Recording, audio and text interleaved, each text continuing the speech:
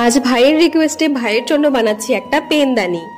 আর এটা ছিল ওর স্কুলের হাতের কাজ। আর স্কুল থেকে পুরো মেনশন করে দেওয়া হয়েছিল যে কোনো বোতল বা আইসক্রিম স্টিক কোনো কিছু ব্যবহার করা যাবে না, মেন বেসটাকে আমাদের কার্ডবোর্ড দিয়েই বানাতে হবে। তো তার জন্যই আমি এই জুতোর বক্স এবং অনেকগুলি আঠা নিয়ে বসে পড়েছি কাজটি করতে। আর এই জুতোর বক্সটা নিয়েছি কারণ এই জুতোর বক্স হলো কার্ডবোর্ড দিয়েই তৈরি হয়। আর আমার ভাই যেহেতু খুব ছোট, ও ক্লাস 2-তে পড়ে, তাই আমার কাজটাকে অনেকটা বাচ্চাদের মতো করেই করতে হবে। তো যাই হোক, আমার যেরকম মাপের কার্ডবোর্ড লাগবে সেটা আমি আগে থেকে কার্ডবোর্ডের ওপর এঁকে নিয়ে তারপরে সেটাকে একে একে কেটে দিয়েছি।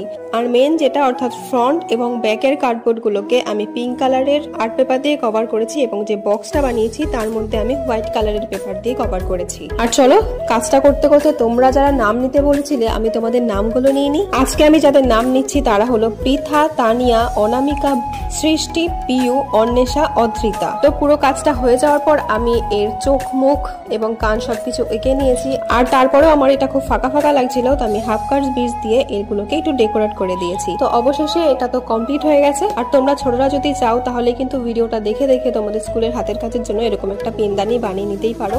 আর এটাকে শুধু পেনদানি না, ফ্লাওয়ার ভাস হিসাবেও ব্যবহার করা যেতে পারে। তো যাই হোক, কথা বলতে বলতে তো কাজটা প্রায় কমপ্লিট হয়ে গেছে। কেমন হয়েছে অবশ্যই কিন্তু জানিও। তো আজ তবে আসি, দেখা হবে পরবর্তী ভিডিওতে। ততক্ষণ সবাই সুস্থ থেকো, ভালো থেকো, টাটা।